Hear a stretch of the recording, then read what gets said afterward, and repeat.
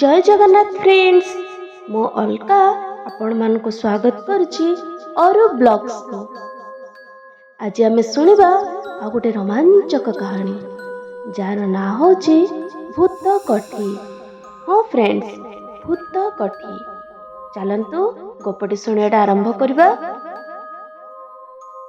विवेक Samantaray forester भाबरे तांकर transfer होइताए मालकानगिरी जिल्लार डिविजनल फॉरेस्ट ऑफिस रे। सेठारे तांको एक क्वार्टर मिलताए। तांको पत्नी सुमन जयपुर रे विवेकर पेरेंट्स को सहित रहउतंती। सेमानंकर विवाहर वर्षे पूरी नथाए। सुमन इंग्लिश रे पीजी करथंती। सेथिले भारी साहसी। भूत प्रेत उपरे जदियो से विश्वास करू नथिले, किंतु हॉरर मूवी देखिबा को तांको थिला भारी शौक। किंतु कौनसी मूवी तांको सेते भयानक लागु नथाए। से हॉरर स्टोरी मध्ये पढुथिले, इंटरनेट रे सर्च करी सुनुथिले। एक हॉरर वेब सीरीज करिबा पई तांको मनरे प्रबल इच्छा थिला। कॉलेज टाइम रो सांग मानक सह शर्त लगाई से अनेक हॉन्टेड प्लेस रे एकाकी रहिथिले। दिने विवेक तांको एरिया विजिट समय रे सुनिबा को पाइले जे मालकानगिरी ठारू 40 किलोमीटर दूर रे कुसुमभट्टा एक दुर्गम अंचल और सेठी रहिछि एक हॉन्टेड हाउस। से गाँ को जाई से हॉन्टेड हाउस देखिले। से विषय रे गाँ लोकन को पचारले। लोके कहिले से घरटी गत 10 वर्ष हब खाली पड़िछि। भी आनंद स्वामी नामक जड़े व्यवसायी एठारे निजर स्त्री और झियो सहित रहउथिले। कैंसर रे स्त्री को डेथ हो गला। झियोटी मालकानगिरी रही +3 पढ़ुथिला। कौन से पुओ सहित तार प्रेम संपर्क थिला। पिलाटी ताकू धक्का दबारु दिशा नामक से झियोटी ए गाँ रे थिबा घरे बेकरे दौड़ी दे आत्महत्या करथिला। से दिन ठारू तार अतृप्त आत्मा से घरे घूरी बुलुची।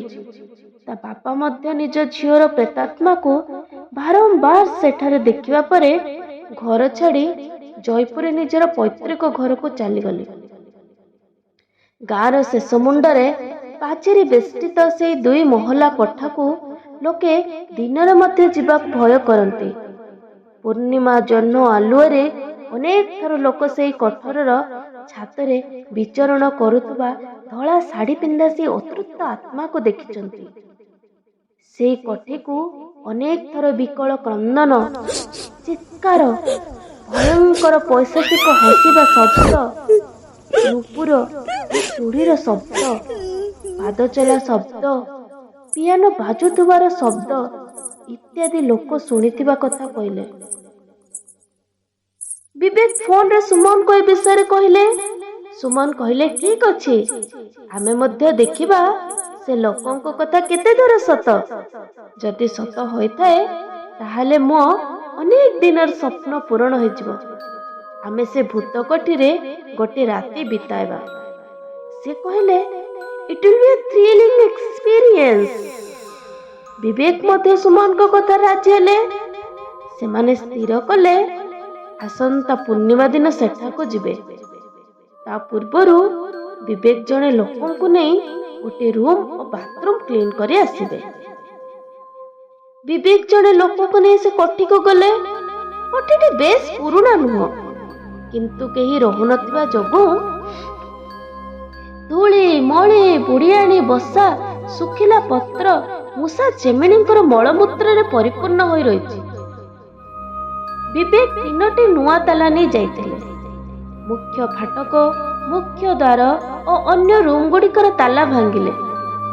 कोठी आगरे कोटिए अना बना गछलतार अगणा भरी होई रहिଥାଏ। घरटी चेमिणी मानकर बासस्थली पाल्टी थाए। कोठी चारिआडे पहाड़ घंच जंगल, दिन रे बिलुआ रोडी शुभु थाए। लोकटी विवेक को तांको पाखे पाखे रोइबा पे कहला। बहु कष्ट रे राजी कराई विवेक ताको सांगरे आनिथिले। विवेक पूरी कोठी को बुली देखिले। दिशा जो रूम रे आत्महत्या करिथिला सेही रूम टाको मध्य देखिले। से रूम्रु ଉପର ମହଲାର ଛାତକୁ ଯିବାକୁ ସିଡ଼ି ଲାଗିଥାଏ। ରୁମ୍ ଭିତରେ ଏକ ବଡ଼ ପିଆନୋ, ରୁମ୍ ବାହାରେ ଏକ ବଡ଼ ଲୁହା ଦୋଳି ଥିଲା। ରୁମ୍ର ଝରକା ପାଖରେ ଏକ ମଟେଲ ୱିଙ୍ଗ ଚାର୍ମ ରହି ଧୀରେ ଧୀରେ ବାଜି ଉଠୁଥିଲା। କୋଠିଟି ଏତେ ସୁନସାନ ନିଶବ୍ଦ ଥିଲା ଯେଉଁଠି ଯେତେ ସାହସୀ ବ୍ୟକ୍ତି ହେଲେ ମଧ୍ୟ ଏକାକୀ ରହିବା ଅସମ୍ଭବ। ବିବେକଙ୍କ ମନରେ ଲୋକ କହୁଥିବା କଥା ବାରମ୍ବାର ଆସୁଥାଏ। ତାଙ୍କ ଅଜାଣତରେ ଏକ ଅଜଣା ଭୟରେ ବିବେକଙ୍କ ଦେହ ମନ ଶିହରି ଉଠିଲା। ଏଭଳି ଏକ ନିର୍ଜନ କୋଠରୀରେ ରାତ୍ରି ବିତେଇବା ବିପଜ୍ଜନକ ନୁହେଁ ତ? ସେମାନେ ଏକ ରଙ୍ଗ ଡିସିଜନ ନେଇନାହାନ୍ତି ତ? ଏଭଳି ଅନେକ ଆଶଙ୍କା ଉଙ୍କି ମାରୁଥାଏ ବିବେକଙ୍କର ମନରେ। କେଜାଣି କାହିଁକି ତାଙ୍କ ଷଷ୍ଠ ଇନ୍ଦ୍ରିୟ ତାଙ୍କୁ କୌଣସି ଭାବି ସଙ୍କଟର ସଂକେତ ପ୍ରଦାନ କରିଥାଏ। ସେ ନିଜ ମନକୁ ଦୃଢ଼ କରିବାକୁ ଚେଷ୍ଟା କଲେ। ଶେଷରେ ସ୍ଥିର କଲେ ଯଦି ସୁମନ କୋଠିରେ କିଛି ସମୟ ବିତେଇବା ପରେ ମଧ୍ୟ କମ୍ଫର୍ଟେବଲ ଫିଲ୍ କରୁଛନ୍ତି ତାହେଲେ କୌଣସି ପ୍ରୋବ୍ଲେମ ନାହିଁ, ନଚେତ୍ ସେମାନେ ସେଠାରୁ ଫେରିଯିବେ। ଉପର ମହଲାର ପ୍ରଥମ କୋଠରୀ ଓ ତା ପାର୍ଶ୍ୱରେ ଥିବା ଅନ୍ୟ ଏକ କୋଠରୀକୁ ସଫା କରିବାକୁ ସେ ଲୋକଟିକୁ କହିଲେ। ପ୍ରଥମ ରୁମ୍ରେ ଏକ ଡ୍ରେସିଂ ଟେବୁଲ ଓ 2ଟି ଚୌକି ଥିଲା। ବିବେକ ଡ୍ରେସିଂ ଟେବୁଲର ଦର୍ପଣରେ ମୁହଁ ସଜାଡ଼ିଲେ। ଠିକ୍ ଏହି ସମୟରେ ତାଙ୍କ ପଛରେ ଏକ ଛାୟା ମୂର୍ତ୍ତିକୁ ସେ ଦର୍ପଣରେ ଦେଖି ଚମକି ପଡ଼ିଲେ। ପଛକୁ ଦେଖିଲେ ସେଠାରେ କେହି ନାହିଁ। ତାଙ୍କ ଦେହ ଶୀତେଇ ଉଠିଲା। କୋଠରୀରେ ତାଙ୍କୁ ଏକ ଅସ୍ପଷ୍ଟ କ୍ଷୀଣ ଅଥଚ ଭୟାଭୟ ଶବ୍ଦର ଗୁଞ୍ଜରଣ ହେଲା ଭଳି ଲାଗୁଥାଏ। ବିବେକ ଜଲ୍ଦି ସେଠାକାର କାମ ସାରି ବାହାରି ଆସିଲେ। ପୂର୍ଣ୍ଣିମା ଦିନ ସନ୍ଧ୍ୟା 5ଟା ସମୟରେ ବିବେକ ଓ ସୁମନ ସେହି କୋଠରୀରେ ପହଞ୍ଚିଲେ। ଜହ୍ନ ବାହାରି ନଥାଏ। ସମ୍ପୂର୍ଣ୍ଣ ସୁନସାନ ପରିବେଶ। ଚାରିଆଡ଼େ ସାମାନ୍ୟ ଅନ୍ଧକାର ଛାଇ ଯାଇଥାଏ। ସୁମନ କୋଠିକୁ ଦେଖି ବିବେକକୁ କହିଲେ, ଏଭଳି ନିଛାଟିଆ ସ୍ଥାନରେ କୌଣସି ଅତୃପ୍ତ ଆତ୍ମା ଥାଉ ନଥାଉ ଜଣେ ମଣିଷ ଏଠା ରହିବା ଅସମ୍ଭବ। ଦୁହେଁ ଗେଟ୍ ଖୋଲି କାର ପାର କରି କୋଠି ଭିତରକୁ ଗଲେ। ସୁମନ ଭଲ ଭାବେ କୋଠିର କୋଣ ଅନୁକୋଣ ନିରୀକ୍ଷଣ କରୁଥାନ୍ତି। ଉପର ମହଲାକୁ ଯାଇ ରୁମ୍ରେ ବେଗ୍ ଗୁଡ଼ିକ ରହି ଦୁହେଁ ସମ୍ପୂର୍ଣ୍ଣ କୋଠି ବୁଲି ଦେଖିଲେ। ବିବେକ ଗମ୍ଭୀର ଦେଖାଯାଉଥାନ୍ତି। ସୁମନ କହିଲେ, କଣ ବିବେକ, ଏବେଠାରୁ ଭୟ ଲାଗିଲାନି ନା କଣ? ବିବେକ ସାମାନ୍ୟ ହସି କହିଲେ, ନା ନା, ଭୟ କଣ? ଦୁହେଁ ଛାତ ଉପରକୁ ଯାଇ ଠିଆ ହେଇ ଚାରିଆଡ଼େ ଦେଖିଲେ। ଚାରିଆଡ଼େ ଜଙ୍ଗଲ, ପାହାଡ଼, ଘଞ୍ଚ ଅରଣ୍ୟ ଓ ଅନ୍ଧକାର। ଜଙ୍ଗଲରୁ ଭାସି ଆସୁଥାଏ ଶ୍ୱାନ, ଶୃଙ୍ଗାଳ ଆଦି ଜଙ୍ଗଲୀ ଜୀବଙ୍କର ରଡ଼ି। ଝିଙ୍କିକା ଝୁଙ୍କାରୀମାନଙ୍କର ଶବ୍ଦ ସେ ନିରୋଳା ପରିବେଶକୁ ଆହୁରି ଭୟଙ୍କର କରିଅଛି। ରହି ରହି ଝଲକାଏ ପବନରେ ଶୁଁ ଶୁଁ ଶବ୍ଦ ଶୁଭୁଛି। ଦିଶା ରୁମ୍ରେ ଥିବା ୱିଣ୍ଡ ଚାର୍ମର ଶବ୍ଦ ସମଗ୍ର କୋଠରୀରେ ଗୁଞ୍ଜରିତ ହେଉଥିଲା। ସୁମନ କହିଲେ, ଜହ୍ନ ଆଲୁଅ ପଡ଼ିବା ଆରମ୍ଭ ହେଲାଣି। ମୁଁ ଯାଏ ହ୍ୱାଇଟ୍ ଶାଢ଼ୀ, ନୂପୁର, ଚୁଡ଼ି ଆଦି ସମସ୍ତ କଷ୍ଟ୍ୟୁମ୍ ନେଇ ଆଣିଛି। ଜଲ୍ଦି ଫଟୋସୁଟ୍ ଷ୍ଟାର୍ଟ କରିବା। ଦୋଳିରେ ଝୁଲିବା, ପାହାଚରେ ଚାଲିବାର ଭିଡ଼ିଓ ତୁମେ କରିବ। ଏହା କହି ଦୁହେଁ ରୁମ୍କୁ ଯାଇ ଥର୍ମୋପ୍ଲାସ୍ରୁ କଫି ବାହାର କରି ପିଇଲେ। କିଛି ସ୍ନାକ୍ସ ଖାଇଲେ। ସୁମନ କହିଲେ, ତୁମେ ଭିଡ଼ିଓ କ୍ୟାମେରା ରେଡ଼ି କର, ଆମେ ମେକଅପ୍ ହୋଇ ଆସୁଛୁ। ସୁମନ ସାଇଡ୍ ରୁମ୍ର ଡ୍ରେସିଂ ଟେବୁଲ ପାଖକୁ ଯାଇ ସାଙ୍ଗରେ ଆଣିଥିବା କଷ୍ଟ୍ୟୁମ୍ ବାହାର କଲେ। ବିବେକ କହିଲେ, ରୁହ, ମୁଁ ମଧ୍ୟ ଆସୁଛି। ତୁମକୁ ଏକୁଟିଆ ଲାଗିବ। ସୁମନ କହିଲେ, ନା ନା, ମୁଁ ତୁମକୁ ସରପ୍ରାଇଜ୍ ଦେବି।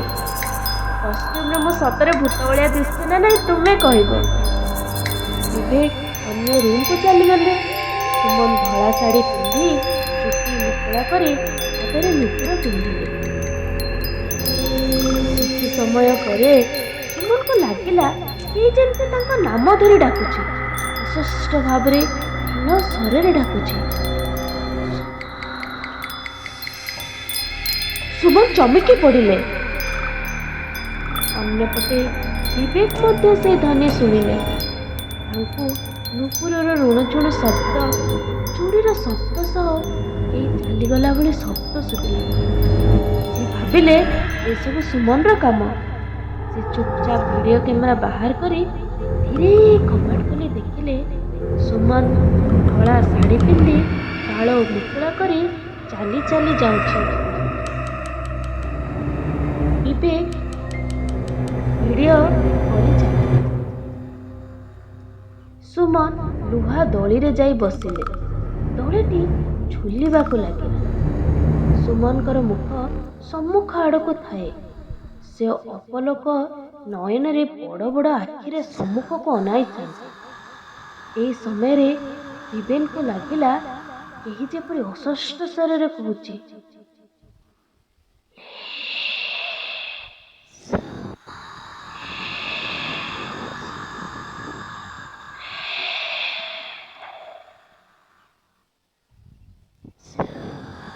ବିବେକ ଭୟଭୀତ ହୋଇ ଉଠିଲେ।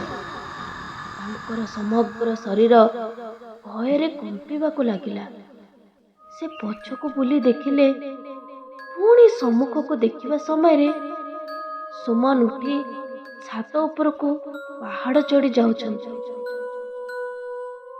ବିବେକ କହିଲେ, stop stop Suman, Suman stop. Suman ଛାତ ଉପରକୁ ଯାଇ ପାରାପିଟରେ ଚଢ଼ିଗଲେ। ବିବେକ କିଛି ଚିନ୍ତା କରିବା ପୂର୍ବରୁ ସେ ତଳକୁ ଲମ୍ଫ ପ୍ରଦାନ କଲେ। ବିବେକ ଦୌଡ଼ି ଯାଇ ତଳକୁ ଟର୍ଚ୍ଚ ପକାଇ ଦେଖିଲେ ତଳେ କିଛି ବି ଦିଶୁନଥିଲା। ସେ ବଡ଼ ପାଟିରେ ଡାକିବାକୁ ଲାଗିଲେ, ସୁମନ, ସୁମନ।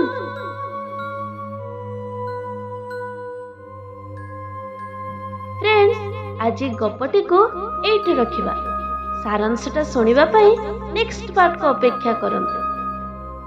ଯଦି ଗପଟିକୁ ଭଲ ଲାଗିଲା ତେବେ ଚ୍ୟାନେଲଟିକୁ ସବସ୍କ୍ରାଇବ କରିଦିଅନ୍ତୁ ଆଉ ପାଖରେ ଥିବା ବେଲ୍ ଆଇକନକୁ ଦବାଇ ଦିଅନ୍ତୁ। ଯେତେବେଳେ ବି ଆର ସେକେଣ୍ଡ ପାର୍ଟ ଅପଲୋଡ ହେବ ଆପଣମାନେ ସର୍ବପ୍ରଥମେ ଆର ନୋଟିଫିକେସନ ପାଇଯିବେ। Thank you.